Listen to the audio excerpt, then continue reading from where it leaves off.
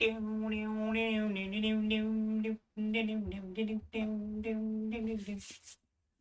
caught in a trap. I can't walk out. All right, there we go. Live from Columbus, OH, it's the Ramsey Show After Show for, what is it, December 10th, 2024. Ramsey Solutions Certified Financial Coach, Steve Money. And so we got audio. What is that on? Yeah, that should be good on volume, which is always good when you can hear what I'm saying. And you're watching this on youtube.com/Coach Steve Money. And if you just scroll down past the Oak Island playlist, which is most of my views, you'll see the Ramsey Show After Show, which is this show playlist, and the Answering Your Financial Questions one as well. And apparently I didn't put yesterday's in the Ramsey Show playlist. I will have to fix that. And the music playlist has 11 Ramsey adjacent songs in there. Give those a listen if you are so inclined. What up, Sid?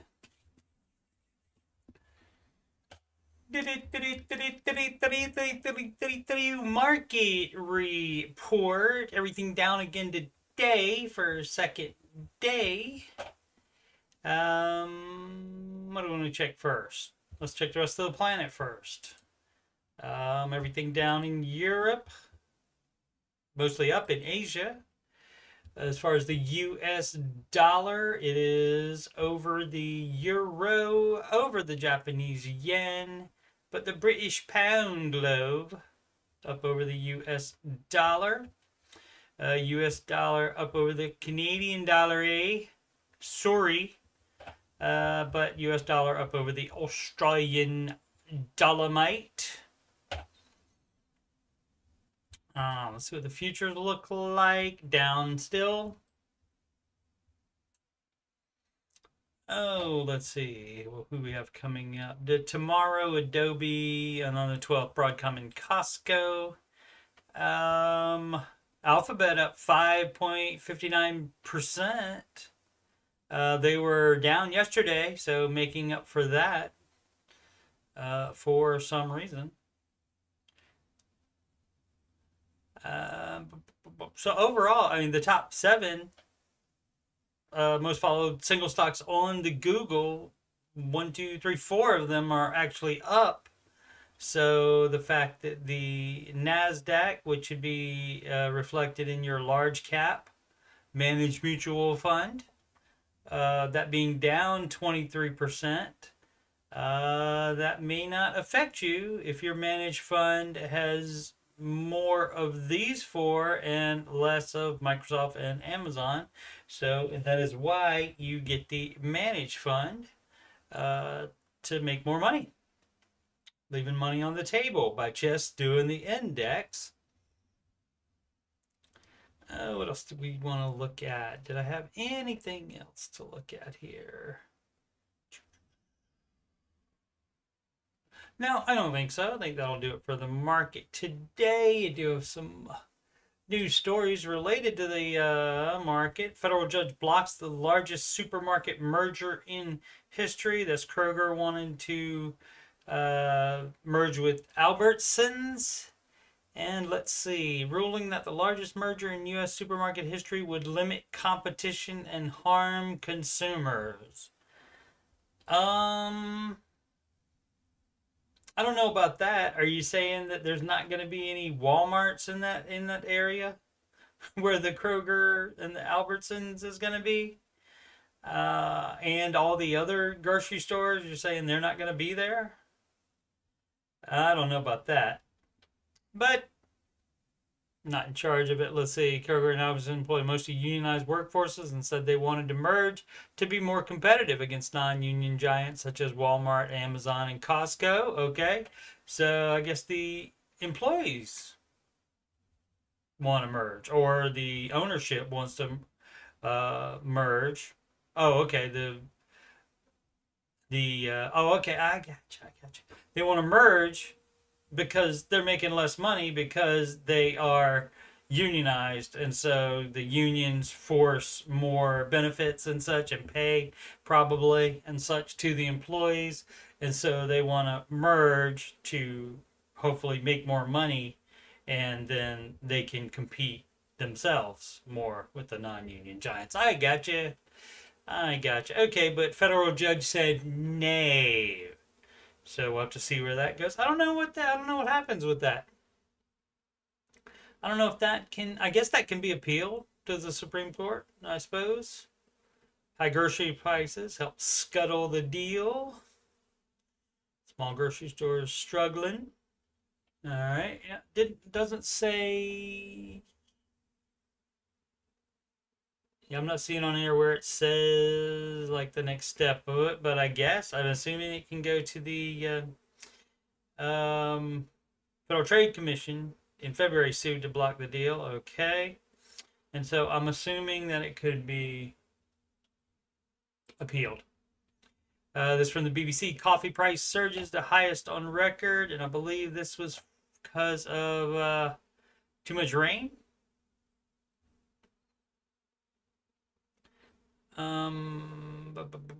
Hit by bad weather, and the drink's popularity continues to grow. Okay. Bad weather. Guess they have to have good weather for the coffee bean to grow.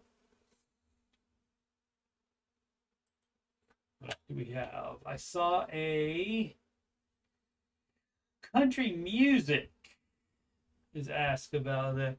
I can take or leave country music generally. Like there's a few fabulous songs that I hear like every so often. But that Twisters soundtrack slaps, as the kids say. This is a short. Senator Josh Hawley presses Visa and MasterCard on profit margins, which they both said it's MasterCard says it was less than 50%, slightly under 50%, and Visa said they were over 50% as far as profit margin. And so that's a pretty good deal. Forbes estimated that the average annual percentage rate on Visa debt that was currently owed at the time, whenever they published that, when they published that, not whenever, hanging around to the kids too much. When they published that, they estimated it was 28.75% annual percentage rate among all the debt that was owed at that time to Visa, all the debt in the Visa network that people owed to the Visa Corporation. And how much was that? You may ask. That was $1.17 trillion is how much people owed Visa at that particular time. So 1.17 trillion, and you multiply that by the 28.75%. That's a hunk of change there, and so they're making some money. So this is why if you do not have the Visa or MasterCard credit cards, then this doesn't happen to you.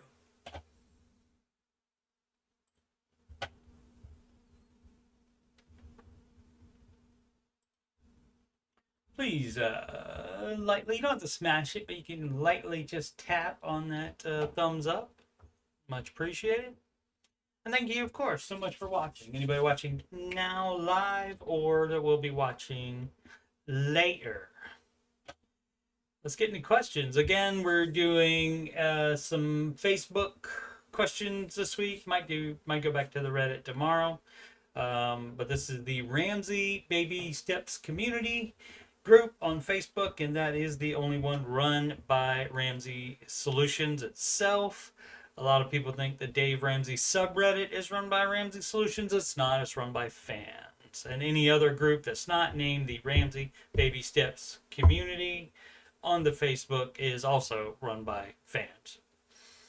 How do you decide how much to put in a sinking fund for vehicle maintenance repairs? We are lost on how to decide an amount. For reference, my husband and I drive a 2015 Ram 1500 and a 2015 Dodge Journey. Sounds like we were buying vehicles in 2015. Maybe they could have gotten them later, used perhaps. But how do you decide? You just have to guess because like you don't know what's going to go out that needs repairs. So as far as how to decide an amount, I mean, if you have to replace a light bulb on it, that's going to cost decidedly much less than a new engine, for example. So, and of course, you don't want to overspend on it as well. At some point, you need to decide to, you if you don't know much about cars, you would consult a mechanic for that you trust, and then see what they say about it, whether it's time to call time of death on the vehicle and you sell it as is instead of repairing it and you buy yourself a new cash car. Hi all, I'm a public employee and we have a state pinch that employees and the employer contribute to. The employer obviously doesn't match any other Roth or pre-tax retirement accounts, right? Fund choices are limited to Fidelity, and within that are not many choices. Okay, it being with Fidelity would not put much limit on you, but being in that particular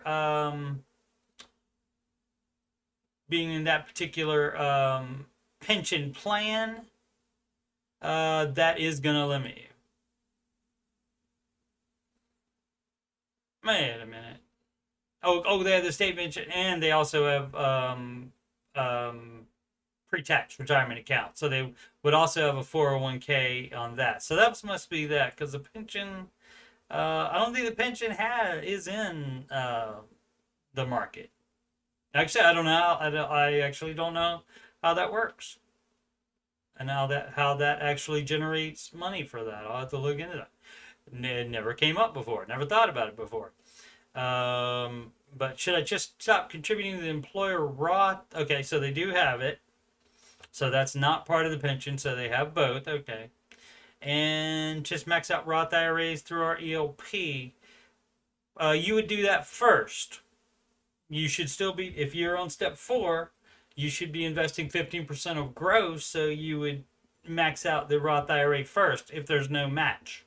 It's match Roth, and that could be Roth 401k or Roth IRA, and then third is back to the traditional 401k. Lots more options and better managed than I could ever do. Right, because you're not limited to one particular plan that way. So, but the Fidelity thing is not the problem. It being that particular employee's retirement account plan, that is what limits you. My daughter just started her first real job. Working is good. Should she contribute 15% of her gross pay? The hospital does match up to 6%, so wasn't sure if she should do 9% with a 6% match or 15% with a 6% match. Match is gravy on the biscuit, so Dave wants you to do 15% of your money, but if the young lady is still living with you, then at that point, for like high school students and even young adults, the advice is just to pile up cash to make sure that you get out of college debt free, and also that you have enough to buy a car if you need to, or cars if it ends up being more than one between 16 and early 20s, and also to move out of parents' house. got to have money for all that. And so that should be kept separate, because anything you put into retirement, that's going to be locked behind penalties if you withdraw early. Let's see. So yeah, so just pile up X amount of cash. If you know, it depends. If she's already moved out on her own and such, and college isn't happening, then yeah, you're a working person, and this is your first real job, as they say, big boy or big girl job in this case. And yeah, you should follow the baby steps. So if you have debt, you wouldn't be doing this. If you don't have the full emergency fund, you wouldn't do that either. You would save up the full emergency fund. And that's also an issue too for living at home with parents, as they say, living at home. With parents, you're not probably paying as much as you would if you were out on your own. And so you don't have enough emergency fund yet. So don't start doing that early. Don't start investing early. You should need to have more in your emergency fund, so that when you hopefully do move out on your own soon, that you will be all good to go and don't have to save up more money later. I was gifted a large sum of money for Christmas. Congratulations. Where's the best place for a high yield savings account or other suggestions? So grateful, thankful, and blessed with this very generous gift. Thanks in advance for your help. You can check bank rate for the best rates on them. But what you would do is not just automatically pick somewhere you want it to go to for Christmas. Any extra money that you get should be put to the baby steps. And like, for example, that large sum of money would not go to extra savings if you still had a house payment, even if you were past baby steps 2 and 3. Otherwise, it would go to baby steps 2 and 3 instead of savings.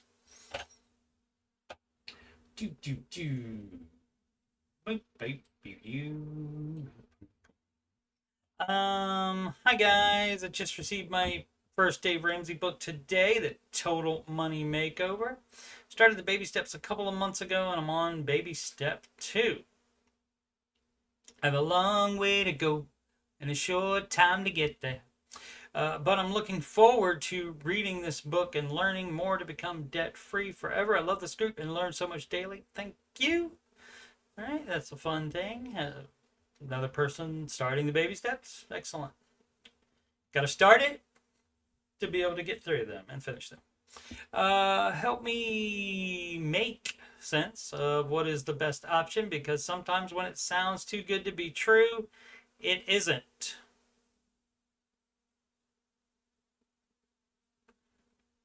When it sounds too good to be true, it probably is the normal saying,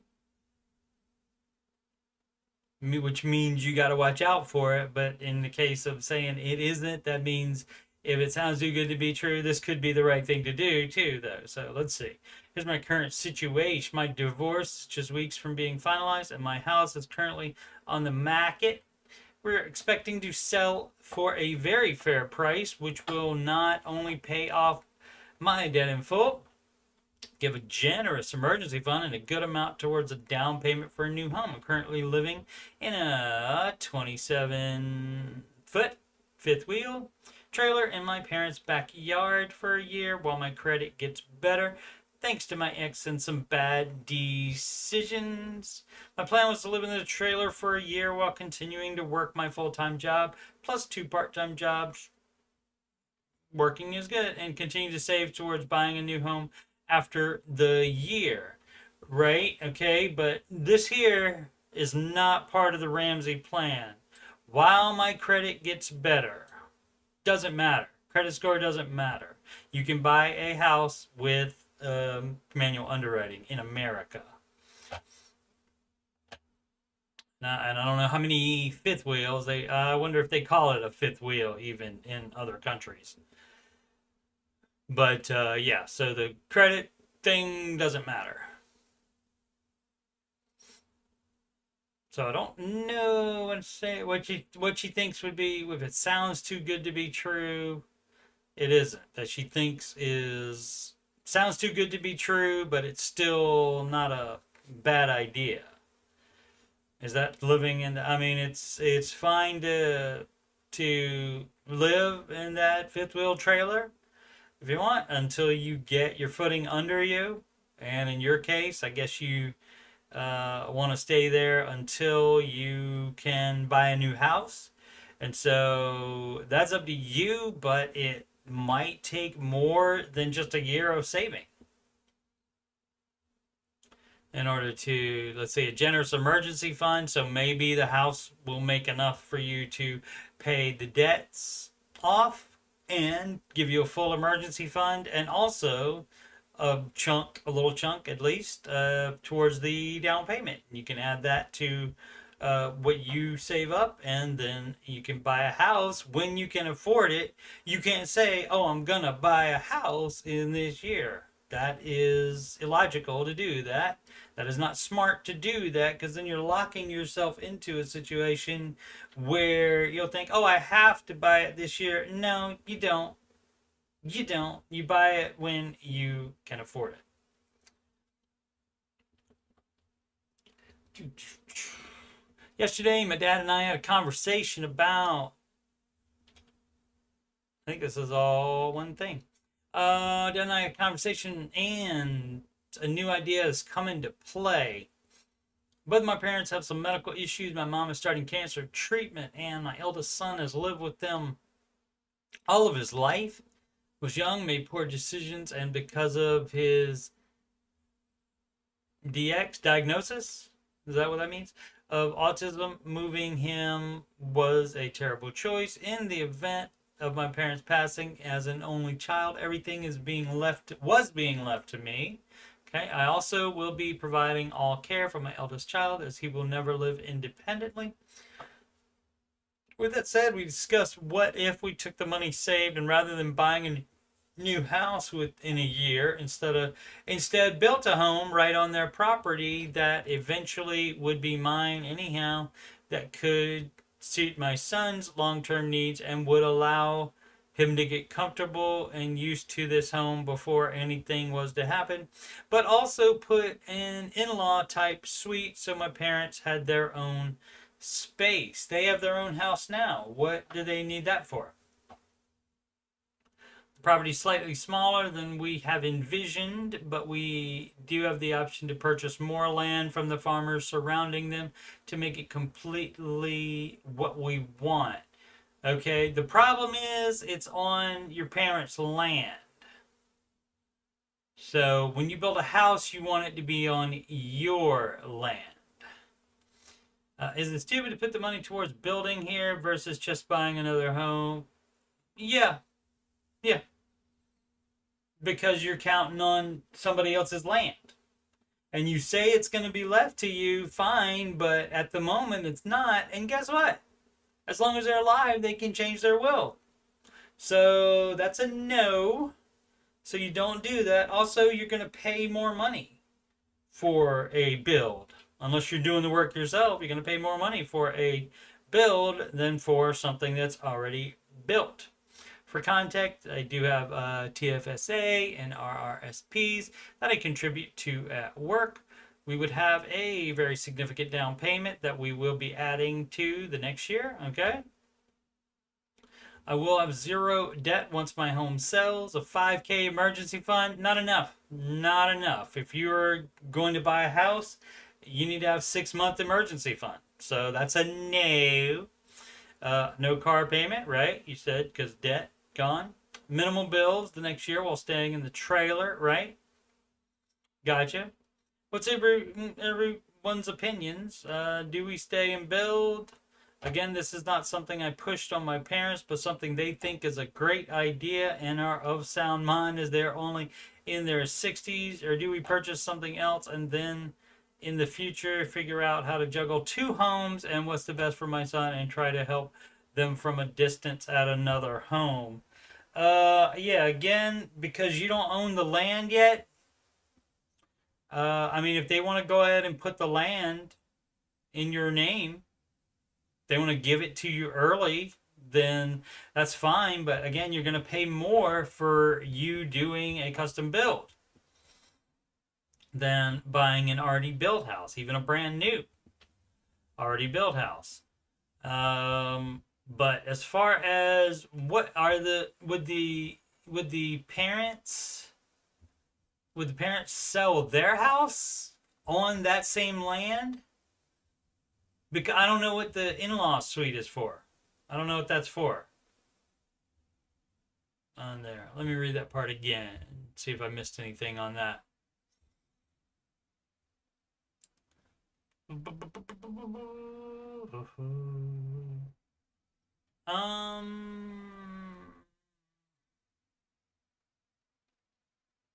Took the money saved rather than buying a new house.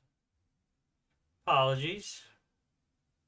The delay. Oh, anything was going to happen. But also put an in-law type suite so my parents had their own space. Why did if it's on the same property?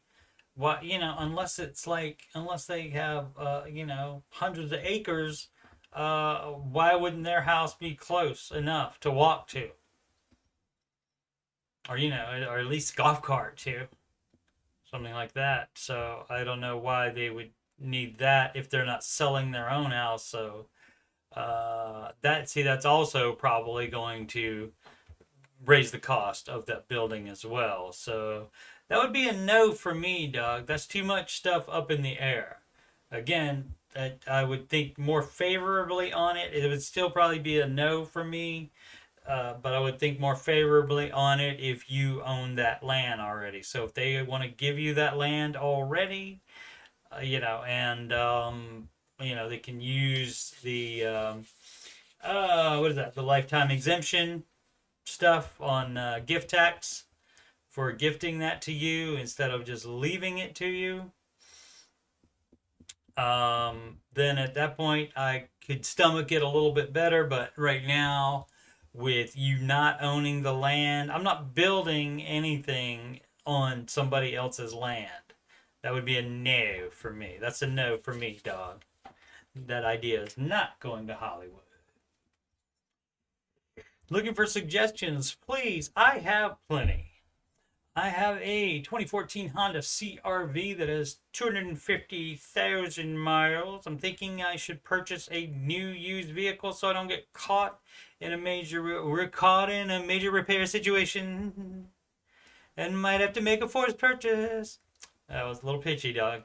Trying to fit words in there where they would not fit. I guess sometimes they don't write themselves. I've kept the, in case you didn't understand that, I'm thinking I should purchase a new used vehicle so I don't get caught in a major repair situation and maybe have to make a forced purchase. Okay, so it also depends on what baby step you're on. If you're on baby step 2, you're not trying to have a backup vehicle. And buy a backup vehicle, you're putting that money on your debt. So that depends as well. So, I mean, 250,000 miles. It's a Honda though, so unless you're having problems with it, why wouldn't it go until you get out of debt? If you are, doesn't say where this person is. I've kept the maintenance up to date throughout the life of the car. Okay, great. Sensors on the dashboard go off, but I'm familiar enough with the car to know it's not an issue. I am comfortable driving the car as far as 200 miles away, but not much further than that. Okay, don't do that then. You can rent a car to go further if you need to go further. Hey, another idea is to not drive further than that. Ride with somebody else, or just don't go further away than 200 miles.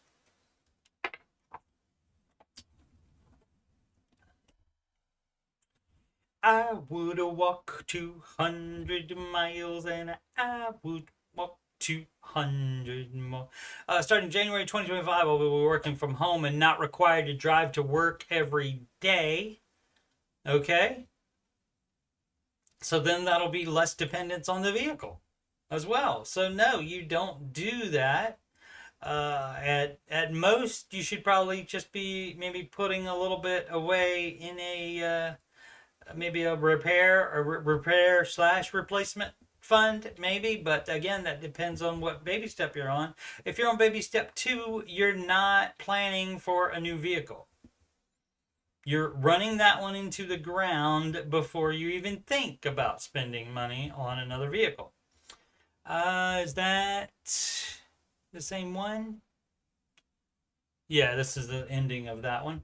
I have no credit card debt. I only have a mortgage. Okay, so that's great. So theoretically, a full working to save 6 months of living expenses. Okay, so that's first. You do that first before putting anything towards getting a new car. And then once you have that done, you can start saving for a new car. I have $13K, of $15K of living expenses. Okay, so you save that extra $2,000. And then once you have that, then you can start putting money away for repair slash replacement. Nothing for a new used car, right? Which you shouldn't have yet.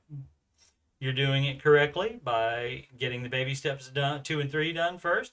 I would have to use the living expenses I saved to make the purchase. And that's a no. That's a no. You're going to use the emergency fund is for emergencies, not for something that might happen. So that's a no on that. My question is, should I hang on to the car another year and save up more for a reliable used car? Yes. Yes. But first you get that full emergency fund done. And then if the car does break and it's not worth repairing, or just to pay for the repairs, you can sometimes justify that being an emergency, and then you can go into your emergency fund for that. But since you know you're going to have to do it eventually, once you get the emergency fund saved, then you can get the repair slash replacement sinking fund happening after that. Is 1% contribution on 401k good enough for retirement? I'm scared to increase it. No.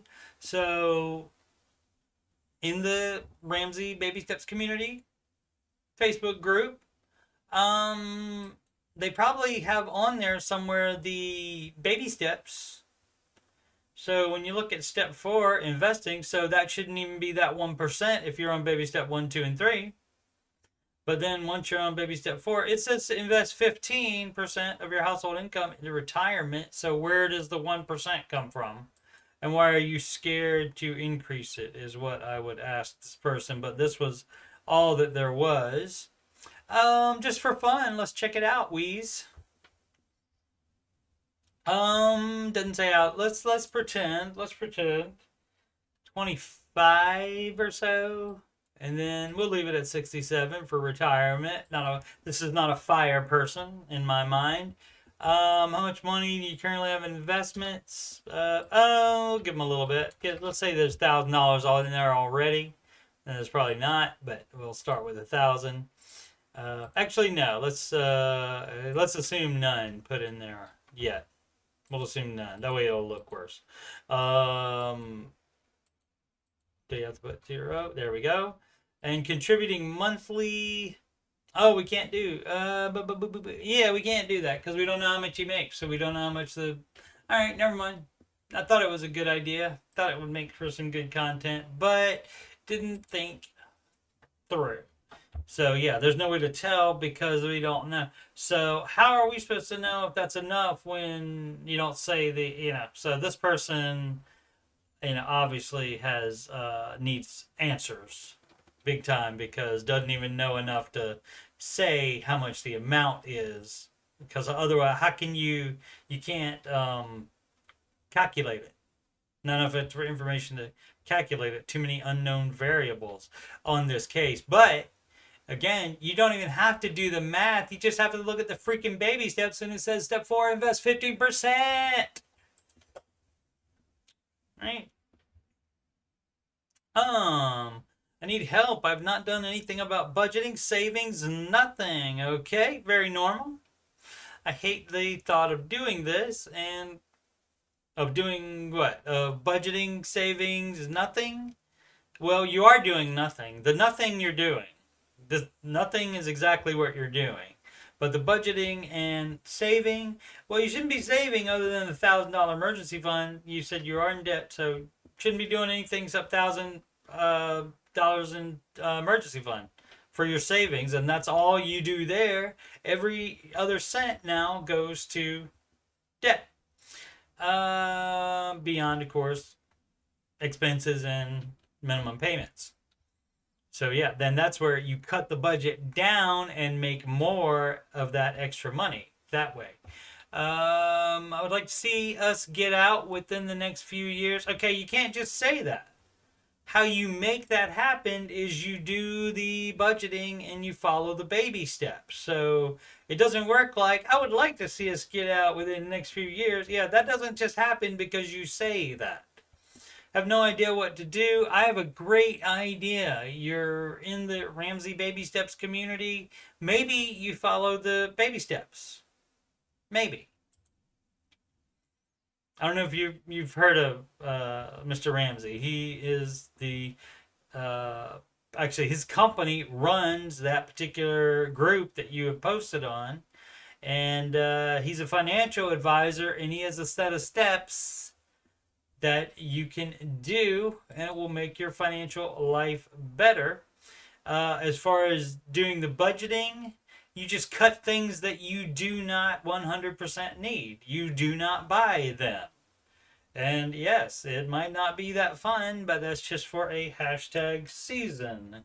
And that doesn't necessarily mean 3 months. It means a short time. And then once you cut those things out and you get on step 4, then you don't have to do without all of those 100% non-essential things. Any suggestions? Yeah, do the baby step. Visual learner, so someone who can sit with me and go over my bills and debt would be ideal. Okay, you could use a financial coach for that. You could use if you have a smart family member, something like that, or friend, something like that. A third party that is not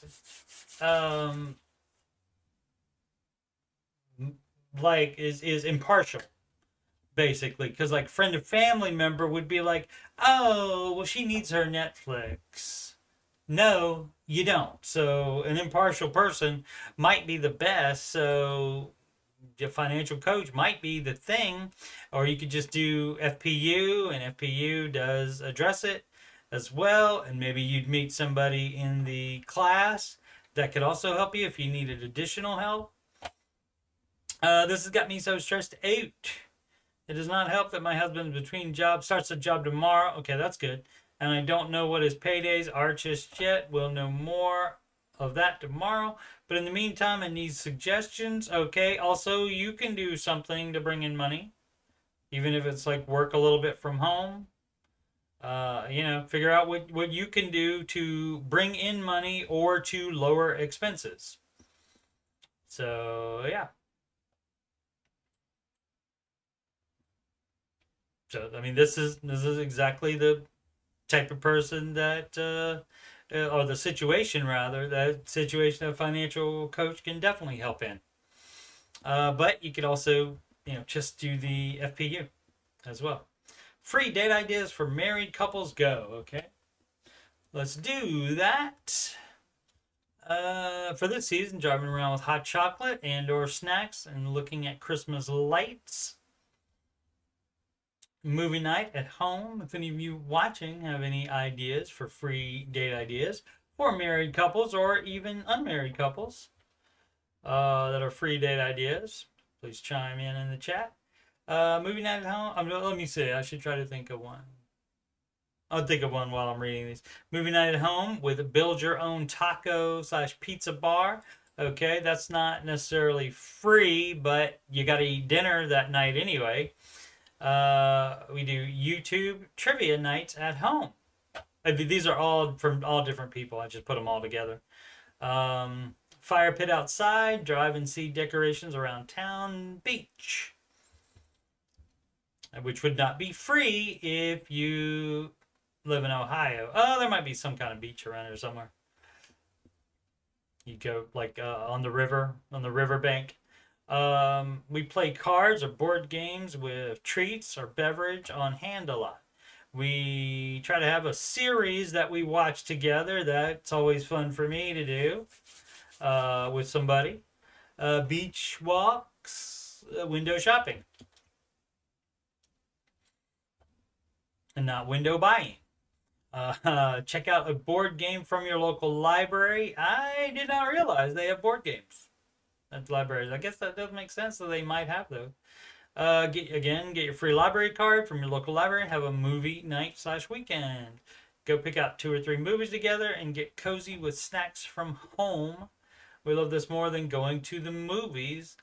Yep, movies do take a bite by going to the theater. Most people don't know their library has movies, right?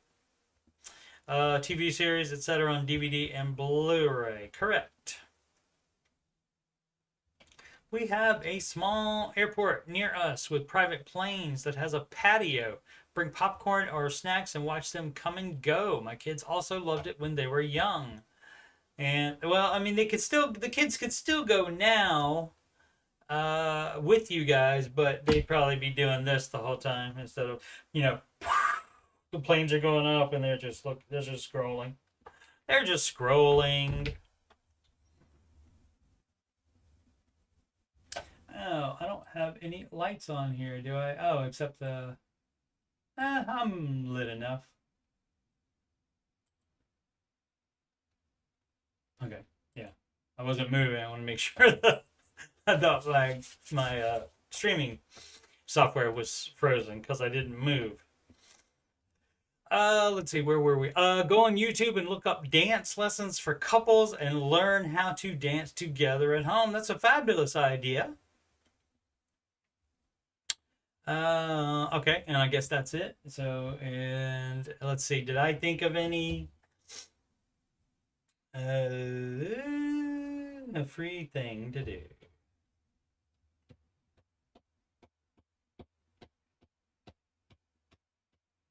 Nope, blanking out at the moment. I'll see if I think of one while I'm reading the other question. Hey everyone. Hi guys. Just finished my last truck payment. Excellent. Baby step 3, here I come. Paid off $81,000 of debt within 12 months. This entailed working 636 hours of overtime. I know everyone's situation is different, but keep grinding. It's so worth the struggle. Indeed. Went from $230 a month with Xfinity for internet and cable to $150 a month with AT&T Fiber and YouTube TV. Can't believe I was wasting so much money. I mean, yeah, and that's only $80. You can also cut out a bunch by not having YouTube TV. There are other services that are much cheaper that will give you like certain channels and such. There's friendlytv.com, and that lets you get the History Channel and a bunch of other channels. Hallmark Channel. I'm trying to remember which other ones come with it, but like that is $10 a month. And on the networks, the TV network's website, you can often watch the shows on there. Maybe not right away the same night that it airs, but you can watch those shows on there sometimes. Sometimes they're locked into just being on like cable TV and such, and then they're not available on the, like for example, the CBS website. But I believe, like speaking of CBS, I believe like NCIS is available to watch the next day on there. So yeah, I mean 150 is still a lot, especially on baby step 2. So I would not be doing YouTube TV on the I would find free stuff to watch on the internets instead of doing that. Now, granted, that does include the fiber as well, which would be about $80. But again, that's still $70 that you could be putting towards debt each month instead of watching TV. And instead of watching all that TV, you should be working more if you're on step 2.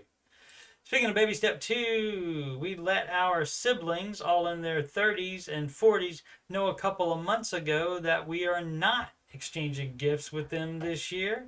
My husband and I agreed. Everybody agrees. That is all too much, and that we are done with all the gifts. Our siblings all agreed. Oh, everybody did all agree. Everybody agrees. So we did not put gifts for them into our Christmas budget. Okay. My brother-in-law just messaged tonight stating our Christmas gifts are on their way. How do you respond? You say thank you. Now, because the siblings all, he said the siblings all agreed the brother-in-law is not a sibling. So maybe his wife, who is related to you by blood, agreed to it. And then maybe didn't even tell brother-in-law about it. Who knows? Or did, and brother-in-law just did what he wanted to do anyway, which is fine. You just say thank you. And then you don't have any guilt for not returning a present. That's not how it should work. That's not the idea behind Christmas is, oh, you got me a Christmas gift, so I have to get you one. That's not the meaning of Christmas. So you just say thank you. And then maybe next year you can bring it up when you have that conversation next year if you still don't want to do presents next year. When you talk, or you could just bring it up privately with brother-in-law's wife, which is blood related to you, and just say, we appreciate it. We appreciate that gift last year, but we're still not doing any gifts this year. And so, if you agree to do that, I'm just wondering why you did that. And of course you just say that's very nice and we appreciate it muchly, but I thought we weren't going to do that. And say, or here's the easiest thing to do is you just say thank you and then you drop it. That could be it. I mean, brother-in-law could just be very nice and giving is a big part of Christmas. And so if that floats brother-in-law's boat and he wanted to do that, and a lot of times that gives you more joy than getting something even. And so, maybe that's the way to go about it, is to just say thank you very much, we appreciate it, and then let it go from there. You don't have to feel any way about it other than gratitude. You don't have to feel any guilt about it or anything like that. Aslan says you should say thank you. Absolutely, you should. I mean, a nice email Christmas card maybe, or an actual Christmas card. You can, if you haven't sent that already, you can write a lovely note in that and just say thank you. Hi, smart friends. Okay, how did this person know I would be reading it? I want to become more disciplined about saving, but have trouble staying on target when all my money is in one account. Okay, if it will help you stick to your budget, I'm fine with you having a bunch of different accounts. You just don't want them to be in an account that you have to pay for, like an additional fee. Make sure they are in a free to have type of account. Do most of you have several accounts for different purposes? No, I do not. What categories do you use to separate funds? And how do you organize your system to stay on track? Well, yeah, so my budget's very easy, being single and adult children. that do not live with me. So mine is very easy, and it can, like if something should come up during the month, I can have a budget meeting in about 2 seconds with myself to see if I need to change the budget for that month. And so it's very easy like that. It's harder when there's a spouse involved and kids involved, etc., etc. But what categories do you use? I mean, it would be, like grocery, it would be food. Well, you have your four walls first, which would be shelter, clothing, if necessary. Be real now. If you don't need to buy clothes, don't buy clothes if you're on baby steps 1, 2, and 3. Wear the ones you got until at least you're on baby step 4. Where are we? Shelter, clothing, transportation, utilities, and my pal Sid would include internet with that because everything's on the internet. I don't have a problem with that.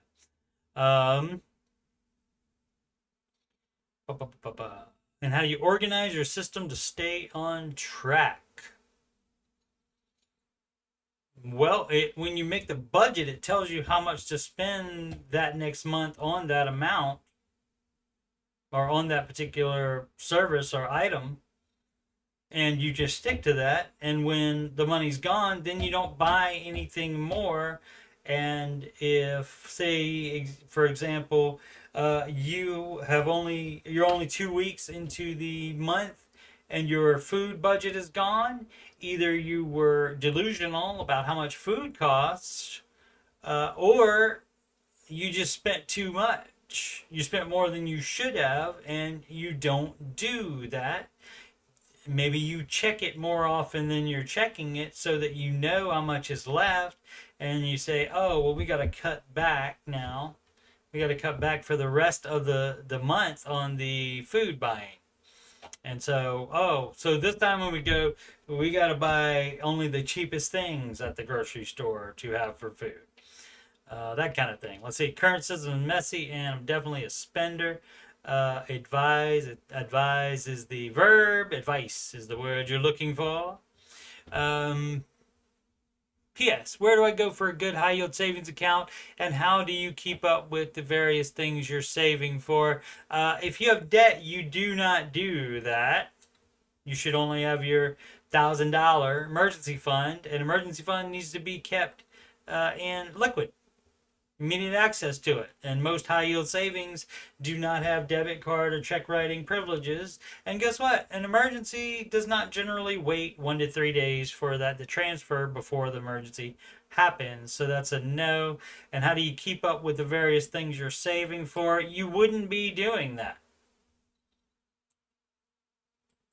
because there wouldn't be things to be saving for necessarily. Now, if you're in step 2, and you're going to need new tires soon, then you can start a sinking fund for that. But basically, you write this stuff down, or you have it in a budgeting app, or a Google Sheet, for example, or if you have the Microsoft version, that would be the Excel. And you would put that in there, and you would look at that fairly often until you know all that stuff in your head. You know all the categories. You know approximately the amount of money you have left in each category, and you just do that. And that's, again, why it's good to have an app to be able to do that. Or, in spreadsheet, you can also get on your Google Sheet. You can easily access on your phone as well. And so you can see that as soon as you walk into the grocery store, you can check that if you don't know how much is left in there. But it should be, groceries should be about the same every week. I mean, granted, you're going to have some things that, dishwashing liquid, that kind of thing, might run out, and you have to replace that. The shampoo runs out or whatever. Or it's like some of your staples that you use to cook with, that kind of thing, that might run out. And so that might put it a little bit over, but it should be basically the same amount per month. So you just need to try harder, I'm guessing, for one, and for 2, write it down or put it somewhere where you can look at it so that you are used to seeing it, and then you would definitely know, and definitely stop being a spender. There's no spending if you have debt. No spending. You've done all your spending. People ask that kind of stuff already, but I'm a spender, so what do I do? Or they ask, well, in this plan, where's the nuance?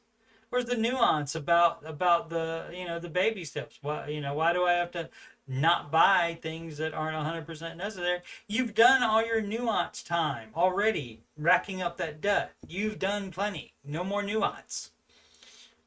If you were fine with your little nuance system, you probably wouldn't have ever come across Dave Ramsey, because you wouldn't have been doing searches for pay off debt, probably. Somebody posted this one. It says 74% use credit cards to buy holiday gifts, and 28% will dip into saving to make their purchases, and 16% will lean on buy now, pay later services per CNBC. And I have no problem believing that. So, but definitely don't take this word for it. You never know, but I have no problem believing that. And with the people dipping into savings and the amount of people using buy now, pay later, I wouldn't have been surprised if it would have been more a percentage than that even. And as that this year, 12, 10, 24. Okay, so yeah. Oh, that was today. How about that?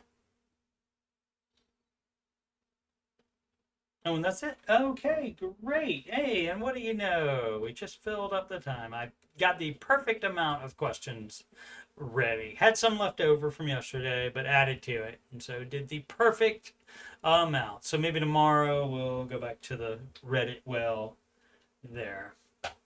Let's see. What else can I say? Oh, again, the giving show. Annual giving show is always on the last new Ramsey show of the year, and I believe Dave said that was on Wednesday the 18th. Yeah, a week from tomorrow, as we're recording live here right now, and I believe that's our last show. And so giving show is always fun because it's always calls from either people that were given very, very nice gifts, or people that gave the very nice gifts, and we're talking about stuff like somebody paying your electric bill, that kind of thing. And so it's always a good show. So highly recommend tuning in for that one, or watching it later, as you can do on the YouTube or the Ramsey Network app.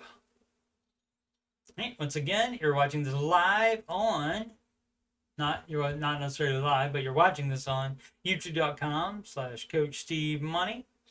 You can just, for my financial content, you just scroll down past the Oak Island playlist, and you get the Ramsey Show Aftershow show playlist, and the Answering Your Financial Questions playlist as well. And so there's plenty of me running my mouth and telling people they're doing it wrong, which I haven't said that lately.